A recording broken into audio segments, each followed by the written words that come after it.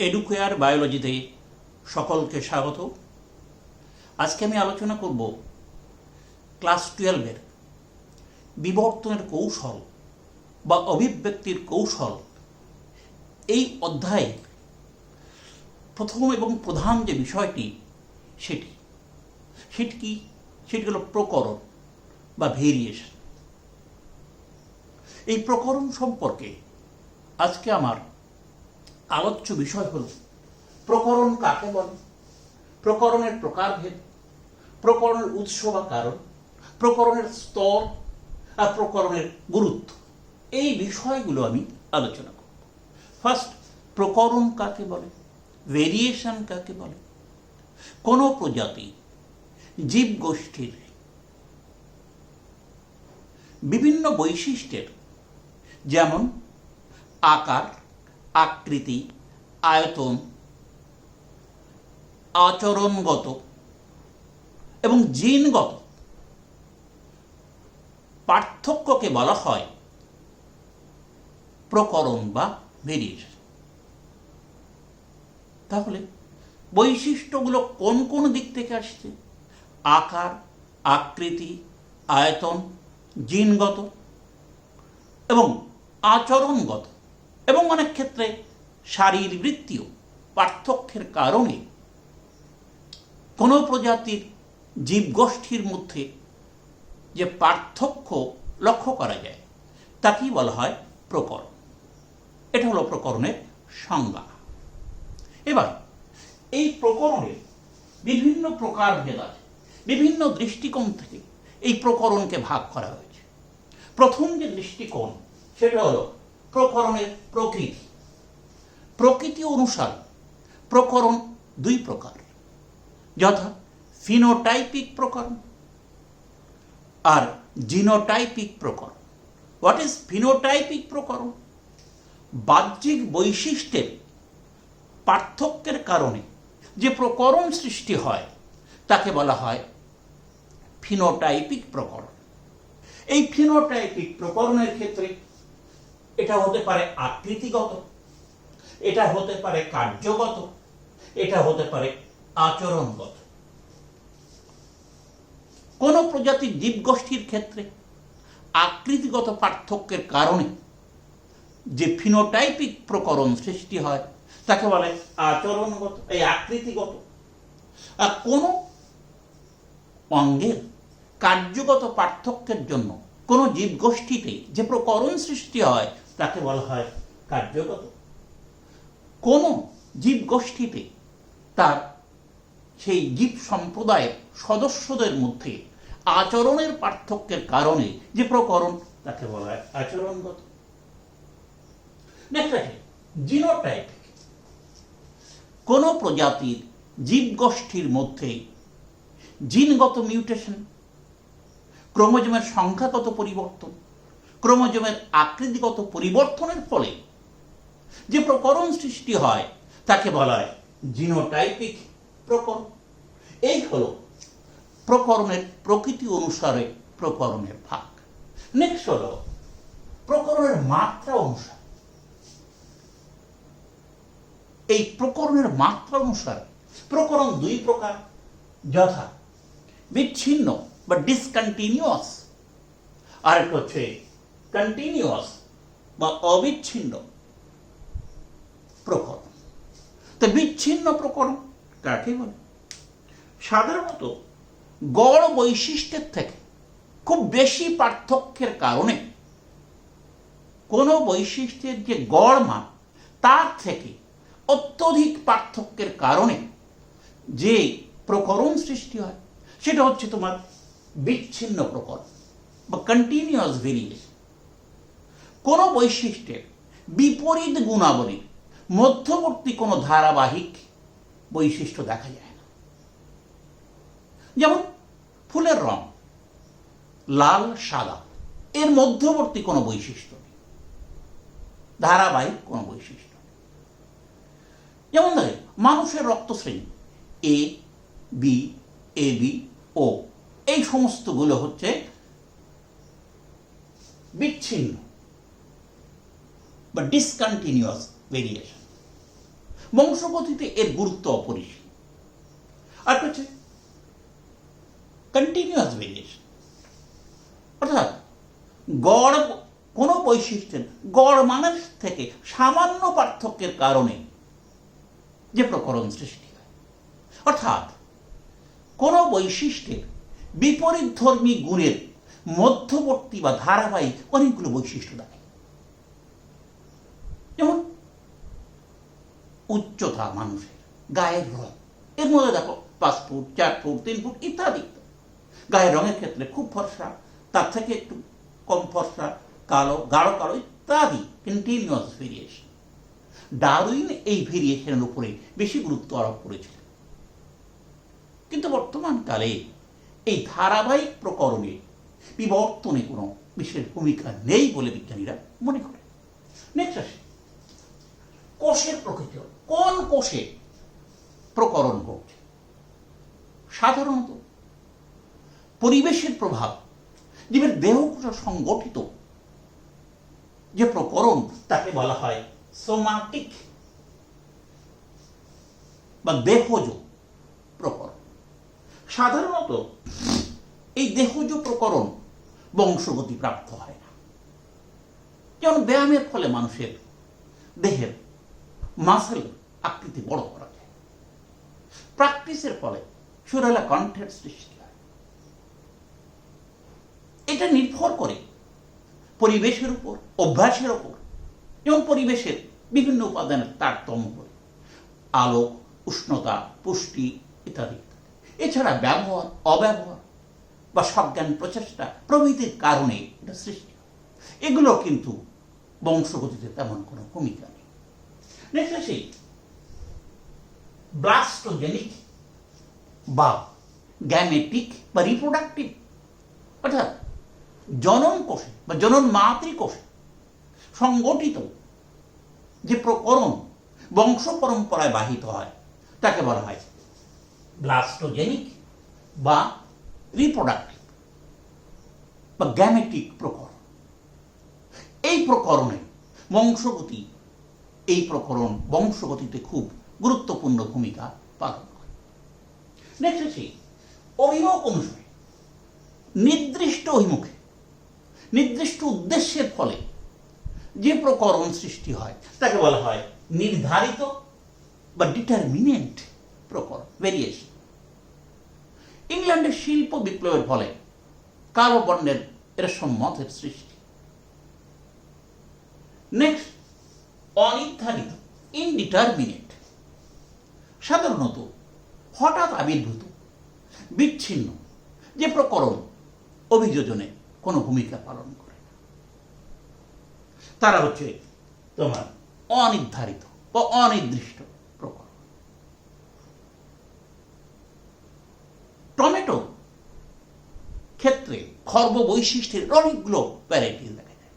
বিপিস্ট্রিক থেকে শুরু করে বিভিন্ন রকমের খর্ব বৈশিষ্ট্যের বিভিন্ন রকমের এই অনির্ধারিত প্রকরণ দেখা যায়। নেক্সট সংখ্যা ও গুণগত মান অনুসারে দু রকমের, একটা হলো মেরিস্টিক বা সংখ্যাগত, আর একটা সাবস্ট্যান্টিভ বা গুণগত। মেরিস্টিক কোন অঙ্গে সংখ্যার তারতম্যের ফলে যে প্রকরণ তাকে বলে মেরিস্টিক। মানুষের হাত পায়ে স্বাভাবিকভাবে 5টি করে আঙুল থাকে, অনেক ক্ষেত্রে একটি আঙুল বেশি হয়, এটা হচ্ছে মেরিস্টিক। আবার কোন বৈশিষ্ট্যের গুণগত মানের তারতম্যের ফলে যে প্রকরণ সৃষ্টি হয় বা কোনো অঙ্গের গুণগত মানের তারতম্যের ফলে বা কোনো বৈশিষ্ট্যের গুণগত মানের তারতম্যের ফলে যে প্রকরণ সৃষ্টি হয় তাকে বলা হয় সাবস্ট্যান্টিভ। যেমন গায়ের রং, দেহের উচ্চতা, এগুলোর ক্ষেত্রে এই সাবস্ট্যান্টিভ দেখা যায়, সাবস্ট্যান্টিভ। এইগুলো প্রকরণের প্রকার। নেক্সট আছে প্রকরণের উৎস বা কারণ। প্রকরণের উৎস বা কারণ, প্রকরণের উৎস বা কারণ সাধারণত দু রকম। একটা হচ্ছে জিনগত কারণ, একটা নন জেনেটিক, মানে সময় ফিনোটাইপিক কারণ বলা হয়। জিনগত কারণের ক্ষেত্রে উল্লেখযোগ্য হল পরিব্যক্তি বা মিউটেশন, জিনের পরিব্যক্তি, দ্যাট ইজ জিন মিউটেশন, ক্রোমোজোমের সংখ্যাগত পরিবর্তন, ক্রোমোজোমের গঠনগত পরিবর্তনের ফলে যে প্রকরণ সৃষ্টি হয় তাকে বলা হয় পরিব্যক্তি বা মিউটেশন। পুনঃসংযুক্তি সাধারণত ক্রোমোজোমের, বিশেষ করে মিওসিস প্রক্রিয়ায় প্যাকেটিন উপদশায় সমস্ত ক্রোমোজোমের নন সিস্টার ক্রোমাটিডের খণ্ডের বিনিময়ের ফলে জিনের যে নতুন সংযুক্তি সৃষ্টি হয় তাকে বলে পুনঃসংযুক্তি।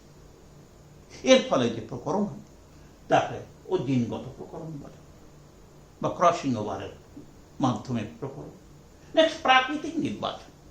উন্নত প্রকরণ বিশিষ্ট জীব প্রাকৃতিক নির্বাচনের ফলে যে প্রকরণ সৃষ্টি হয় কোনো জীব গোষ্ঠীতে তাকে বলা হয় প্রাকৃতিক নির্বাচন, এটাও প্রকরণের একটা উৎস।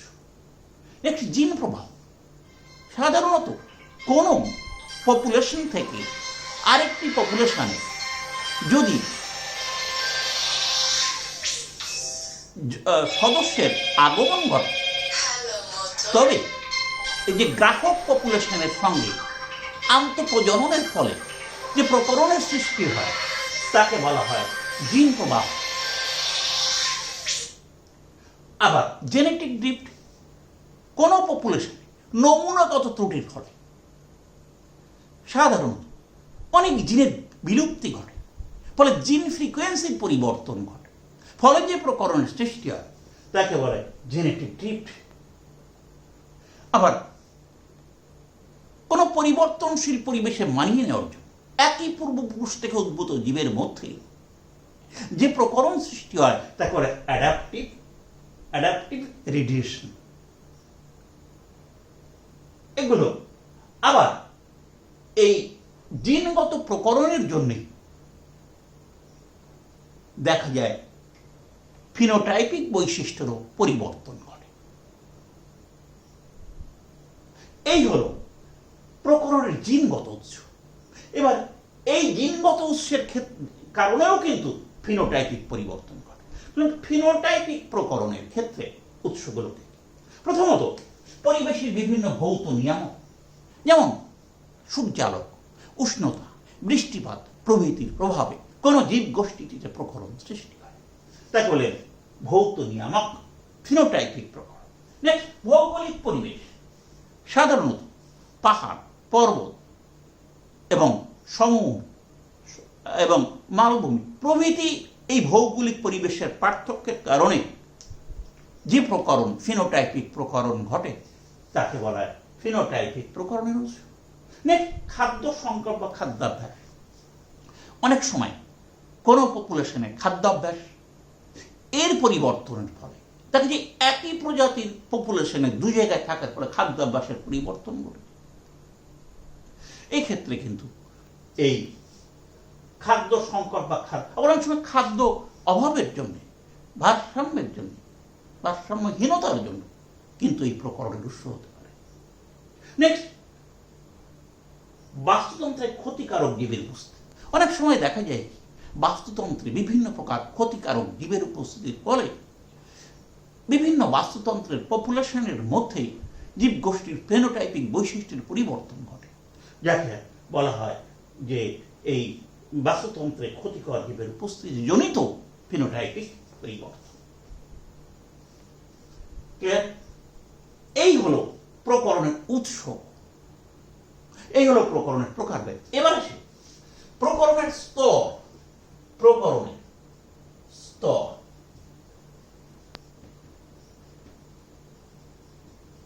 প্রকরণের চারটে স্তর আছে। 1 নম্বর আকৃতিগত, 2 নম্বর কোষীয় স্তর, 3 নম্বর জৈব রাসায়নিক স্তর, আর 4 নম্বর হল ডিএনএ স্তর।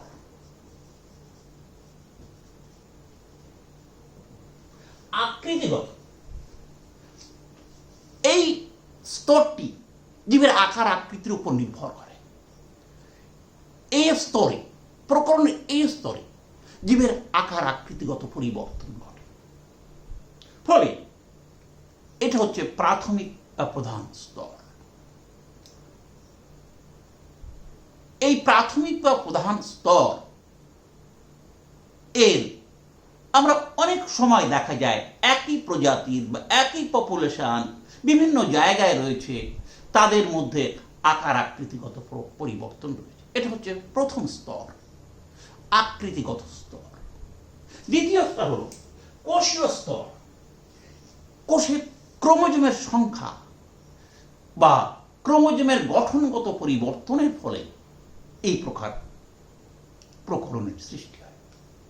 দেখা যায় ড্রসোফিলা লার্ভা দশা, তার যে পলিটিন ক্রোমোজোম, এই পলিটিন ক্রোমোজোমের যে ব্যান্ডগুলো থাকে বিভিন্ন ড্রসোফিলা, বিভিন্ন ড্রসোফিলার পপুলেশনের মধ্যে এই ব্যান্ডের তারতম্য দেখা যায়। এমনকি অনেক সময় দেখা যায় বিভিন্ন জীবের ক্ষেত্রে ক্রোমোজোমের সংখ্যাগত পরিবর্তন হয়, যেমন ঘাস ফড়িংয়ের ক্ষেত্রে সুপার নিউমেরিক ক্রোমোজোম বা বি ক্রোমোজোম দেখে এক্সট্রা। এগুলো হচ্ছে কোষীয় স্তর। নেক্সট, জৈব রাসায়নিক স্তর। দেখা যায় কোন প্রজাতি, বিভিন্ন পপুলেশন কোন নির্দিষ্ট জৈব রাসায়নিক পদার্থের গঠনগত বা উপাদানগত তারতম্য ফলে এই স্তর পরিচালিত হয়। মানুষের ক্ষেত্রে হিমোগ্লোবিনের একটা নির্দিষ্ট গঠন আছে, কিন্তু বিভিন্ন জায়গায় এই মানুষের পপুলেশনের মধ্যে হিমোগ্লোবিনের গঠনগত কিছু তারতম্য দেখা যায়। এটা হচ্ছে তোমার জৈব রাসায়নিক স্তর। আরেকটা স্তর ডিএনএ। এই ডিএনএতে নিউক্লিওটাইডের অনুক্রম, এই নিউক্লিক অনুক্রম বিভিন্ন পপুলেশনের ক্ষেত্রে এক নয়। সাধারণত ডিএনএ ফিঙ্গার প্রিন্টিং করলে এই ডিএনএ অনুক্রমের পার্থক্য ধরা পড়ে। এটাকে বলে ডিএনএ স্তর। এই চারটে স্তর আছে। এবার আসি আমরা প্রকরণের গুরুত্ব বা প্রকরণ কোন কোন ক্ষেত্রে গুরুত্বপূর্ণ ভূমিকা পালন করে। যাকে আমরা বলি প্রকরণের গুরুত্ব।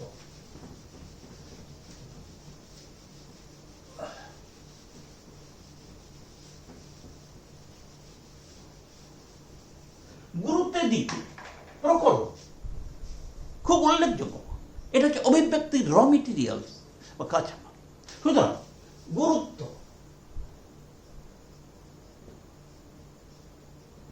এক নম্বর জীব বৈচিত্র্য।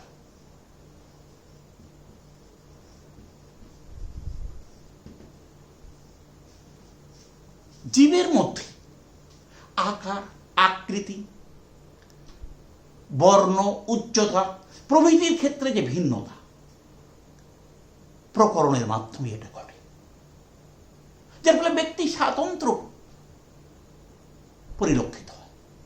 সুতরাং জীবদের মধ্যে যে বিচিত্র রকমের বিভিন্নতা দেখা যায়, তার মূলে কিন্তু এই প্রকরণ। সুতরাং জীব বৈচিত্র্য সৃষ্টির ক্ষেত্রে প্রকরণ গুরুত্বপূর্ণ ভূমিকা পালন করে। নাম্বার 2, অভিব্যক্তি। আমি আগেই বলেছি অভিব্যক্তির কাঁচামাল এই প্রকরণ। উন্নত প্রকরণ প্রাকৃতিক নির্বাচনের দ্বারা নির্বাচিত হয় এবং নতুন প্রজাতি সৃষ্টি হয়। সুতরাং নতুন প্রজাতি সৃষ্টির ক্ষেত্রে এই প্রকরণ উল্লেখযোগ্য ভূমিকা পালন করে। নাম্বার 3, অভিযোজন।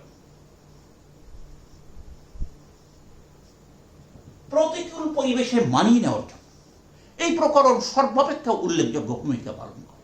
যুগ যুগ ধরে প্রতিকূল পরিবেশে জীব এই প্রকরণের জন্যই মানিয়ে নিতে পেরেছে। নাম্বার 4 নাম্বার 4 হচ্ছে বংশগতি। বংশগতির ভিত্তি হলো প্রকরণ। এক বংশ থেকে আরেক বংশে এই প্রকরণ সঞ্চারিত হয়। এই জন্য বংশগতিতে এই প্রকরণ সঞ্চারিত হবার ফলে কিন্তু কালক্রমে নতুন প্রজাতির সৃষ্টি হতে পারে। সুতরাং বংশগতির ভিত্তি হিসাবে প্রকরণ কিন্তু গুরুত্বপূর্ণ ভূমিকা পালন করে। নাম্বার 5, নতুন বৈশিষ্ট্যের জীব। নতুন বৈশিষ্ট্যের জীব প্রকরণের জ্ঞানকে কাজে লাগিয়ে উন্নত বা নতুন বৈশিষ্ট্য সম্পন্ন জীব সৃষ্টি করা হয়, যা জীবজগতে উল্লেখযোগ্য ভূমিকা পালন করে। নাম্বার 6, কার্যকরী ভেদ। কার্যকরী ভেদ প্রকরণের মাধ্যমে জীবকে ইফেক্টিভ বা কার্যকরী বৈশিষ্ট্যের সৃষ্টি করা হয়, যা জীবজগতের ক্ষেত্রে বিশেষ করে মানব কল্যাণে ব্যবহৃত হয়। নাম্বার 7, জীবন সংগ্রাম।